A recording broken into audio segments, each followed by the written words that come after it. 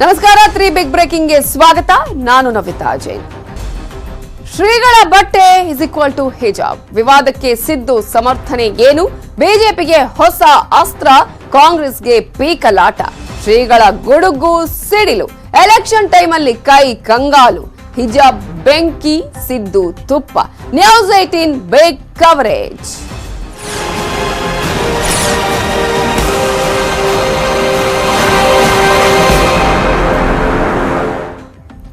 ಮಠಾಧೀಶರ ಬಗ್ಗೆ ಸಿದ್ದರಾಮಯ್ಯ ಅವರು ಕೊಟ್ಟಂತಹ ನಿನ್ನೆಯ ವಿವಾದಿತ ಹೇಳಿಕೆಯ ಹಿನ್ನೆಲೆಯಲ್ಲಿ ಟ್ವಿಟರ್ ಅಲ್ಲಿ ಸ್ಪಷ್ಟನೆಯನ್ನ ಕೊಟ್ಟಿದ್ದಾರೆ ಮಾಜಿ ಸಿಎಂ ಸಿದ್ದರಾಮಯ್ಯ ಅವರು.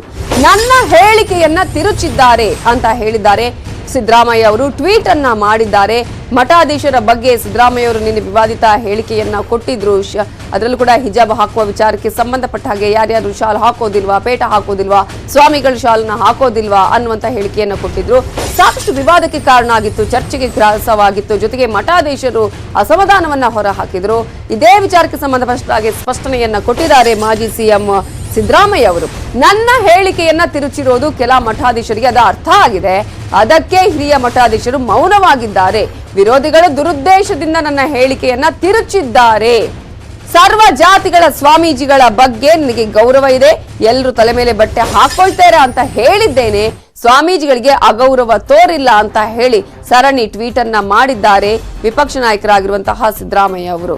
ಸಾಮಾನ್ಯವಾಗಿ ಇಂತಹ ಒಂದು ಹೇಳಿಕೆಗಳನ್ನು ಕೊಟ್ಟಂತಹ ಸಂದರ್ಭದಲ್ಲಿ ಸಾಕಷ್ಟು ವಿವಾದ ಆದಂತಹ ಸಂದರ್ಭದಲ್ಲಿ ಆ ನಂತರ ಅದು ಮಾಧ್ಯಮಗಳ ಮೇಲೆ ಆಗಿರ್ಬೋದು ಅಥವಾ ತಿರುಚಲಾಗಿದೆ ಅನ್ನುವಂತಹ ಹೇಳಿಕೆಗಳು ಸಹಜವಾಗಿ ಬರುತ್ತೆ. ಅಂತಹದ್ದೇ ರೀತಿಯಾದಂತಹ ಒಂದು ಪ್ರತಿಕ್ರಿಯೆ ಟ್ವೀಟ್ ಮಾಡುವುದರ ಮೂಲಕ ಸಿದ್ದರಾಮಯ್ಯ ಅವರು ನೀಡಿದ್ದಾರೆ. ಹಾಗಿದ್ರೆ ನಿನ್ನೆ ಸಿದ್ದರಾಮಯ್ಯ ಅವರು ಮೊದಲು ಏನ್ ಹೇಳಿದ್ರು ಅನ್ನೋದನ್ನ ನೋಡೋಣ. ಯೂನಿಫಾರ್ಮ್ ಮಕ್ಕಳು ತಯಾರಾಗಿದ್ದಾರೆ, ಒಂದು ದುಪ್ಪಟ ಹಾಕೊಳ್ಳಕ್ಕೆ ಅವಕಾಶ ಮಾಡಿಕೊಡಿ ಅಂತ ಹೇಳಿ. ದುಪ್ಪಟ ಈಗ ಇಂಗ್ಲಿಷ್ ಅದೇ ಹೆಂಗಾರು ಹಾಕೊಳ್ಳಿ, ಅವ್ರ ತಲೆ ಮೇಲಾರು ಹಾಕೊಳ್ಳಿ, ಹೆಗಲ ಮೇಲಾರು ಹಾಕೊಳ್ಳಿ. ಈಗ ನಾನು ಹೆಗಲ ಮೇಲೆ ಹಾಕತ್ತೀನಿ. ಈಗ ಜೈನ್ ಹೆಣ್ಮಕ್ಳೆಲ್ಲ ತಲೆ ಮೇಲೆ ಶಿರ್ಗ ಹಾಕೊಳ್ಳಲ್ವಾ? ಹಿಂದೂ ಹೆಣ್ಮಕ್ಳುಗಳು ಹಾಕಲ್ವಾ? ಸ್ವಾಮೀಜಿಗಳು ಹಾಕೊಳ್ಳಲ್ವಾ ತಲೆ ಮೇಲೆ? ಸ್ವಾಮೀಜಿಗಳು ಹಾಕೊಳ್ಳಲ್ವಾ ತಲೆ ಮೇಲೆ? ಹಾಕೊಳ್ಳಿ ಬಿಡಿ. ಏನ್ ನಿಮ್ಗೆ ತೊಂದರೆ ಏನು? ಏನ್ರಿ ತೊಂದರೆ ಏನ್ ನಿಮ್ಗೆ? ಏನ್ ತೊಂದರೆ ಏನಪ್ಪ? ಬೇರೆಯವ್ರಿಗೆ ಏನ್ ತೊಂದರೆ ಆಗುತ್ತೆ? ನೋಡಪ್ಪ, ಹಿಜಾಬ್ ಇಶ್ಯೂ ಹುಟ್ಟಾಕ್ದವ್ರೆ ಅವರು ನಂಬರ್ 1. ನಂಬರ್ 2, ಅದನ್ನ ಸರ್ಕಾರ 5/2/2022 ಆದೇಶ ಮಾಡಿದ್ರಲ್ಲ, ಯಾಕೆ ಮಾಡಬೇಕಾಗಿತ್ತು? ಅದನ್ನ ಅಲ್ಲೇ ಬಗೆಹರಿಸ್ಬಿಡಕ್ ಆಯ್ತಿರ್ಲಿಲ್ವಾ? ಎರಡು ಧರ್ಮದವ್ರನ್ನ ಕರೆದು ಕೂತ್ಕೊಂಡು ಚರ್ಚೆ ಮಾಡಿ ಬಗೆಹರಿಸಕ್ ಆಯ್ತಿರ್ಲಿಲ್ವಾ? ಈಗ ಅವ್ರು ಹೇಳ್ತಾರೆ.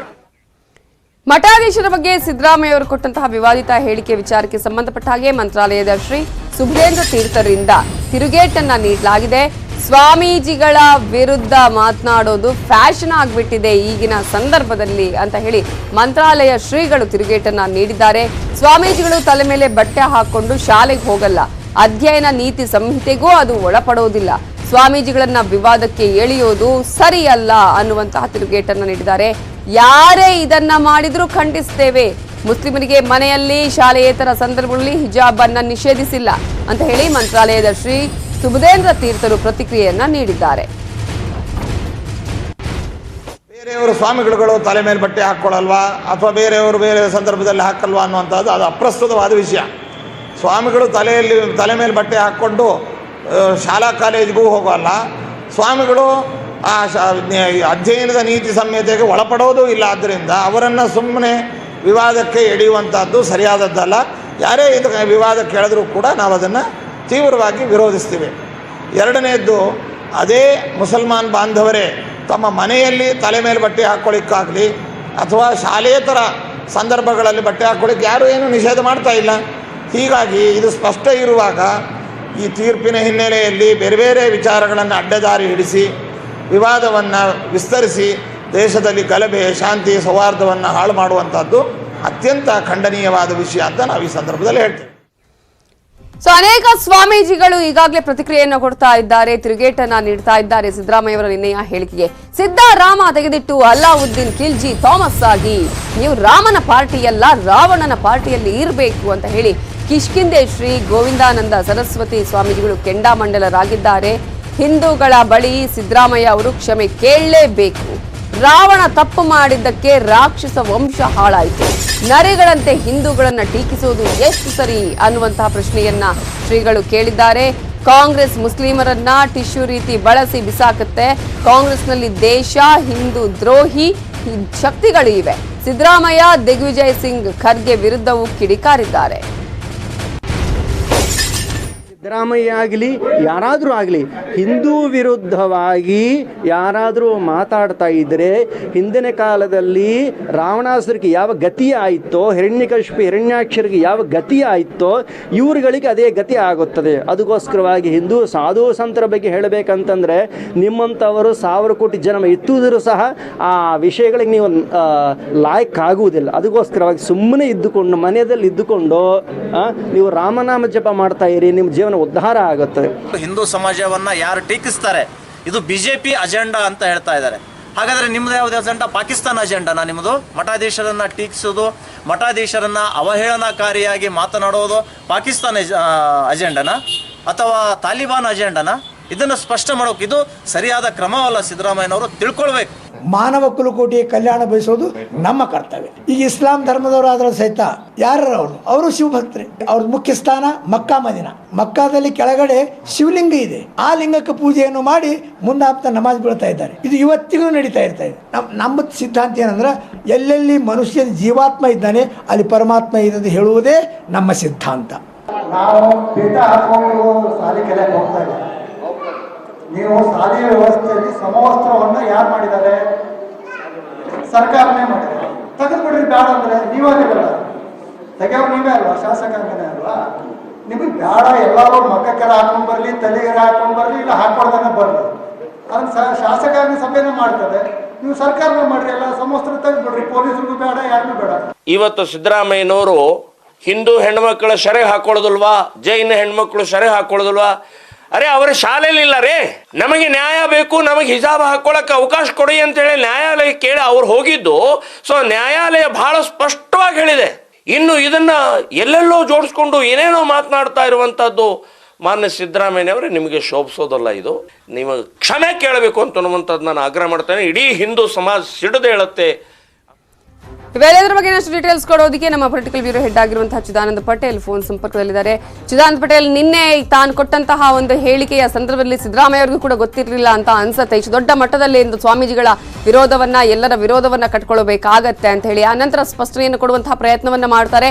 ಮಾಧ್ಯಮಗಳ ಮೇಲೆ ಅಥವಾ ಬೇರೆಯವರು ಈ ರೀತಿಯಾಗಿ ತಿರುಚಿದ್ದಾರೆ ಅನ್ನುವಂತಹ ಮಾತನ್ನ ಸಹಜವಾಗಿರೋ ಎಲ್ಲ ರಾಜಕಾರಣಿಗಳು ಹೇಳುವ ಹಾಗೆ ಹೇಳ್ತಾ ಇದ್ದಾರೆ ಅಂತ. ಖಂಡಿತವಾಗಿಯೂ ನವಿತಾ ಜೈ, ಸಿದ್ದರಾಮಯ್ಯನವರಿಗೆ ಅಷ್ಟೇ ಅಲ್ಲ ಇಡೀ ಕಾಂಗ್ರೆಸ್ ಪಕ್ಷಕ್ಕೆ ಈ ಒಂದು ಸಿದ್ದರಾಮಯ್ಯನವರ ಹೇಳಿಕೆ ಬಹಳಷ್ಟು ಡ್ಯಾಮೇಜ್ ಆಗಿರುವಂತ. ನಾಡಿನಾದ್ಯಂತ ಬಹಳಷ್ಟು ಮಠಾಧೀಶರು ಕೂಡ ಆಕ್ರೋಶವನ್ನು ವ್ಯಕ್ತಪಡಿಸಿದ್ದಾರೆ. ಸಿದ್ದರಾಮಯ್ಯ ಸೇರಿದಂತೆ ಕಾಂಗ್ರೆಸ್ ಪಕ್ಷದ ವಿರುದ್ಧ ಆಕ್ರೋಶವನ್ನು ವ್ಯಕ್ತಪಡಿಸಿದ್ದಾರೆ. ಬಿಜೆಪಿ ಇದನ್ನು ಕೂಡ ರಾಜಕೀಯ ಅಸ್ತ್ರವಾಗಿ ಬಳಸಿಕೊಂಡು ಸಿದ್ದರಾಮಯ್ಯ ಮತ್ತು ಕಾಂಗ್ರೆಸ್ ಪಕ್ಷದ ವಿರುದ್ಧ ವಾಗ್ದಾಳಿ ನಡೆಸಿದ್ದಾರೆ.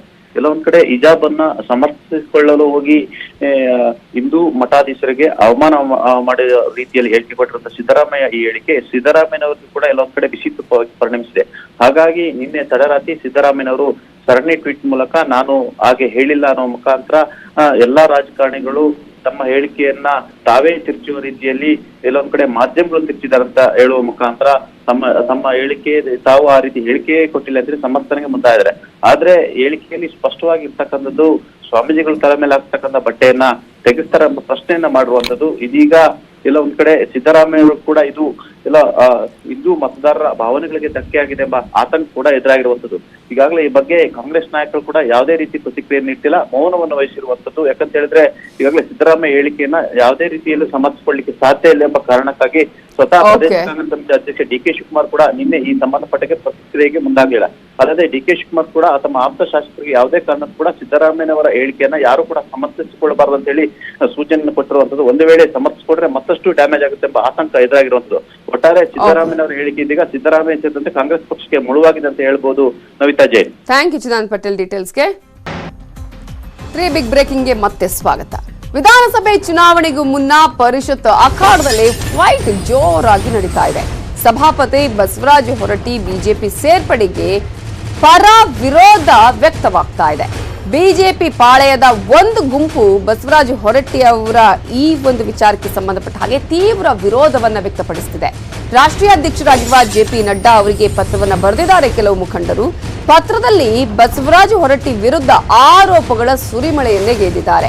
ಹೊರಟ್ಟಿ ಪಕ್ಷ ಸೇರ್ಪಡೆಗೆ ವಿರೋಧಿಸಿ 10 ಅಂಶಗಳನ್ನು ಉಲ್ಲೇಖ ಮಾಡಿದ್ದಾರೆ. ಆ ಒಂದು ಪತ್ರದಲ್ಲಿ ಹಲವು ಶಿಕ್ಷಕರು, ನಿವೃತ್ತ ಪ್ರಾಂಶುಪಾಲರು ಕೂಡ ಜೆಪಿ ನಡ್ಡಾ ಅವರಿಗೆ ಪತ್ರವನ್ನ ಬರೆದಿದ್ದಾರೆ.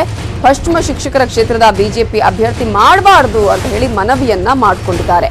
ಬಿಜೆಪಿ ಅಧ್ಯಕ್ಷರಿಗೆ ಪತ್ರ ಬರೆದಿದ್ದ ಮಾಹಿತಿ ನ್ಯೂಸ್ 18 ಕನ್ನಡಕ್ಕೆ ಲಭ್ಯವಾಗಿದೆ. ಅದರಲ್ಲೂ ಪ್ರಮುಖವಾಗಿ ಹೊರಟ್ಟಿ ಅವರ ಬಿಜೆಪಿ ಸೇರ್ಪಡೆಗೆ ಸಾಕಷ್ಟು ಪರ ವಿರೋಧ ಅಭಿಪ್ರಾಯ ವ್ಯಕ್ತವಾಗ್ತಿದೆ. ಕರ್ನಾಟಕ ಪಶ್ಚಿಮ ಶಿಕ್ಷಕರ ವಿಧಾನ ಪರಿಷತ್ತಿನ ಚುನಾವಣೆಗೆ ಸ್ಪರ್ಧಿಸಲಿಕ್ಕೆ ನಾನು ಇಚ್ಛಿಸಿದ್ದೇನೆ. ಈಗಾಗಲೇ ಕರ್ನಾಟಕದಿಂದ ಫೈನಲೈಸ್ ಮಾಡಿ ಕೂಡ ಕೇಂದ್ರಕ್ಕೆ ಕಳಿಸಿದ್ದಾರೆ. ಅಲ್ಲಿ ಇಮಿಡಿಯೇಟಾಗಿ ಈಗ ಫೈನಲ್ ಮಾಡಿ ಕಳಿಸುವಂಥ ಹಂತದಲ್ಲಿದೆ. ಭಾರತೀಯ ಜನತಾ ಪಕ್ಷದಲ್ಲಿ ಒಂದು ಪದ್ಧತಿ ಇದೆ, ಏನು ಅಂತಂದರೆ 75 ವರ್ಷ ಆದಂಥವ್ರಿಗೆ ಯಾವುದೇ ಒಂದು ಸ್ಥಾನಮಾನವನ್ನು ಕೊಡುವಂಗಿಲ್ಲ ಮತ್ತು ಯಾವುದೇ ಅಧಿಕಾರವನ್ನು ಕೊಡುವಂಗಿಲ್ಲ ಅಂತಿದೆ. ಅವರಿಗೆ ಈಗಾಗಲೇ 76 ಮುಗಿತಾ ಇದೆ, 15ಕ್ಕೆ 76 ಮುಗಿತಾವೆ. ನಾವು ಭಾರತೀಯ ಜನತಾ ಪಕ್ಷದವರು ಅವರನ್ನು ಕರಿತಾ ಇದ್ದಾರೆ ಅಂತ ತಿಳ್ಕೊಂಡು ಹೇಳಿದ್ದು ಅದು ಸುಳ್ಳು. ಈಗಾಗಲೇ ನಮ್ಮ ನಾಯಕರಾದಂಥ ಪ್ರಹ್ಲಾದ್ ಜೋಶಿ ಸ್ಪಷ್ಟಪಡಿಸಿದ್ದಾರೆ, ಅವರನ್ನು ತೆಗೆದುಕೊಳ್ಳುವಂಥ ಸಂದರ್ಭವೂ ಇಲ್ಲ, ಅವ್ರು ಕೇಳಿನೂ ಇಲ್ಲ, ಅವ್ರು ಬರೋದೂ ಇಲ್ಲ ಅಂತ ತಿಳ್ಕೊಂಡು ಹೇಳಿದ್ದಾರೆ. ಅದಕ್ಕೆ ಅವರು ತಾವು ಅಲ್ಲೇ ಗೆದ್ದಿತೀನಿ ಅಂತ ಅನ್ನೋದು ಅವ್ರ ಧೈರ್ಯ ಇಲ್ಲ, ಅಲ್ಲಿ ಸೋಲ್ತೀವಿ ಅನ್ನೋದಕ್ಕೆ ವ್ಯರ್ಥ ಪ್ರಯತ್ನವನ್ನು ಮಾಡಿ ಭಾರತೀಯ ಜನತಾ ಪಕ್ಷಕ್ಕೆ ಸೇರಿಸ್ಕೊಳ್ತಾ ಇದ್ದಾರೆ. ಭಾರತೀಯ ಜನತಾ ಪಕ್ಷದವರು ನಾಯಕರು ನಾನು ಕರಿತಾ ಇದ್ದಾರೆ ಅಂತ ತಿಳ್ಕೊಂಡು ಹೇಳ್ತಾ ಇದ್ದಾರೆ. ಅದು ಶುದ್ಧ ಸುಳ್ಳು, ಆ ರೀತಿ ಆದಂಥ ಇಲ್ಲ.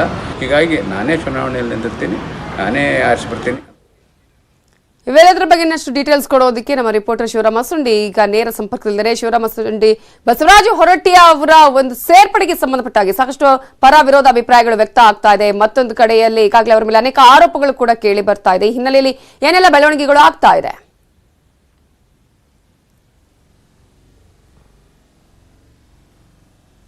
ಕಳೆದ 6 ತಿಂಗಳಿಂದಲೂ ಸಹ ಬಸವರಾಜ ಹೊರಟ್ಟಿ ಅವರನ್ನ ಬಿಜೆಪಿ ಸೇರ್ಪಡೆ ಮಾಡಲಿಕ್ಕೆ ಸತತ ಪ್ರಯತ್ನಗಳು ನಡೆದಿವೆ. ಅದರಲ್ಲೂ ಮುಖ್ಯವಾಗಿ ಕೇಂದ್ರ ಸಚಿವ ಪ್ರಹ್ಲಾದ್ ಜೋಶಿ ಮತ್ತು ಮಾಜಿ ಸಿಎಂ ಜಗದೀಶ್ ಶೆಟ್ಟರ್ ಮೊದಲಾದ ಮುಖಂಡರು ತೆರೆಮರೆಯಲ್ಲೇನೆ ಪ್ರಯತ್ನ ಮುಂದುವರಿಸಿದ್ದಾರೆ. ಆದರೆ ಇದಕ್ಕೆ ತೀವ್ರ ವಿರೋಧ ವ್ಯಕ್ತವಾಗಿದೆ. ಅದರಲ್ಲೂ ಏನು ಬಿಜೆಪಿ ಕಾರ್ಯಕರ್ತರು ಏನಂದ್ರೆ ಅದಕ್ಕೆ ಬಿಜೆಪಿ ರಾಷ್ಟ್ರೀಯ ಅಧ್ಯಕ್ಷ ಜೆಪಿ ನಡ್ಡಾ ಅವರಿಗೆ ಪತ್ರ ಬರೆದಿದ್ದಾರೆ ಮತ್ತು ಅವ್ರಿಗೆ ಈಗಾಗಲೇ 75 ವರ್ಷ ಕಂಪ್ಲೀಟ್ ಆಗ್ತಾ ಇದೆ, 76ನೇ ವರ್ಷಕ್ಕೆ ಪಾದಾರ್ಪಣೆ ಮಾಡ್ತಾ ಇದ್ದಾರೆ. ಜೊತೆಗೆ ಅವ್ರ ಮೇಲೆ ಅಲಿಗೇಷನ್ಸ್ ಇದಾವೆ. ಮುಖ್ಯವಾಗಿ ಏನಂದ್ರೆ ಅವರು ವಿಧಾನ ಪರಿಷತ್ ಸದಸ್ಯರಾಗಿ ಆಯ್ಕೆಯಾದಂತ ಸಂದರ್ಭದಲ್ಲಿ ಲ್ಯಾಮಿಂಗ್ಟನ್ ಶಾಲೆಯಲ್ಲಿ ಅವರು ಏನು ಸ್ಯಾಲರಿ ಡ್ರಾ ಮಾಡಿದ್ರು ಅನ್ನೋದು ಒಂದು. ಜೊತೆಗೆ ಮತ್ತೊಂದು ಕಡೆ ಇತ್ತೀಚೆಗಷ್ಟೇ ಏನು ಒಂದು ವಾಲ್ಮೀಕಿ ಸಮುದಾಯಕ್ಕೆ ಸೇರಿದಂತಹ ಒಂದು ಶಿಕ್ಷಣ ಸಂಸ್ಥೆಗೆ ಸಂಬಂಧಪಟ್ಟಂತೆ ಅವ್ರ ಮೇಲೆ FIR ಆಗಿದೆ. ಹೀಗಾಗಿ ಕಳಂಕಿತರನ್ನು ಯಾವುದೇ ಕಾರಣಕ್ಕೂ ಪಕ್ಷಕ್ಕೆ ಸೇರ್ಪಡೆ ಮಾಡ್ಕೋಬಾರ್ದು ಅನ್ನೋದು ಒಂದು ಡಿಮ್ಯಾಂಡ್ ಇದೆ. ಮತ್ತು ಏನು ಈಗಾಗಲೇ ಪಕ್ಷದ ಹೈಕಮಾಂಡ್ಗೆ ಒಂದು ಹೆಸರನ್ನು ಕಳಿಸಲಾಗಿದೆ, ಮೋಹನ್ ಲಿಂಬಿಕೆ ಅವರ ಹೆಸರನ್ನು ಕಳಿಸಲಾಗಿದೆ.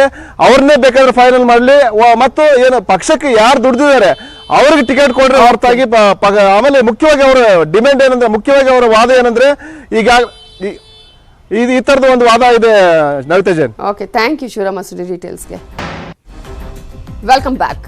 ಇಂದಿನಿಂದ ನಂದಿ ಗಿರಿಧಾಮ ವೀಕೆಂಡ್ ನಲ್ಲಿ ಓಪನ್ ಆಗಲಿದೆ. ಗಿರಿಧಾಮಕ್ಕೆ ಹರಿದು ಬಂದಿದೆ. ಈ ಸಂದರ್ಭದಲ್ಲಿ ಪ್ರವಾಸಿಗರ ದಂಡೆ. ಬೈಕ್, ಕಾರುಗಳಲ್ಲಿ ಗಿರಿಧಾಮಕ್ಕೆ ಆಗಮಿಸಿದ್ದಾರೆ ಪ್ರವಾಸಿಗರು. ನಂದಿ ಹಿಲ್ಸ್ಗೆ ಇಷ್ಟು ದಿನಗಳ ಕಾಲ ಅವಕಾಶವನ್ನ ನೀಡಿರಲಿಲ್ಲ. ಅವಕಾಶ ನೀಡಿದ ತಕ್ಷಣವೇ ಸಾಕಷ್ಟು ಸಂಖ್ಯೆಯಲ್ಲಿ ಪ್ರವಾಸಿಗರ ಆಗಮನ ಆಗಿದೆ. ಗಿರಿಧಾಮಕ್ಕೆ ಪಾಸ್ ಇದ್ದವರಿಗೆ ಮಾತ್ರ ಪ್ರವೇಶಕ್ಕೆ ಅವಕಾಶ ಇರೋದು. ಒಟ್ಟು 1,000 ಬೈಕ್ಗಳು, 300 4 ಚಕ್ರದ ವಾಹನಗಳಿಗೆ ಮಾತ್ರ ಅವಕಾಶವನ್ನ ನೀಡಲಾಗಿದೆ, ಪಾಸ್ ಅನ್ನ ನೀಡಲಾಗಿದೆ. ಗಿರಿಧಾಮದ ಬುಡದಲ್ಲೇ ಪಾಸ್ ಕೌಂಟರ್ ತೆರೆದಿದ್ದಾರೆ. ಚಿಕ್ಕಬಳ್ಳಾಪುರದ ಜಿಲ್ಲಾಡಳಿತದವರು ಗಿರಿಧಾಮದಲ್ಲಿ ಜನ ಜಂಗುಳಿ ತಡೆಯುವುದಕ್ಕೆ ಈ ಕ್ರಮವನ್ನ ಕೈಗೊಳ್ಳಲಾಗಿದೆ. ಕೋವಿಡ್ ಬಳಿಕ ಸ್ಥಗಿತಗೊಂಡಿದ್ದ ವೀಕೆಂಡ್ ನಲ್ಲಿ ಮತ್ತೆ ಪ್ರವೇಶವನ್ನ ಆರಂಭ ಮಾಡಲಾಗಿದೆ.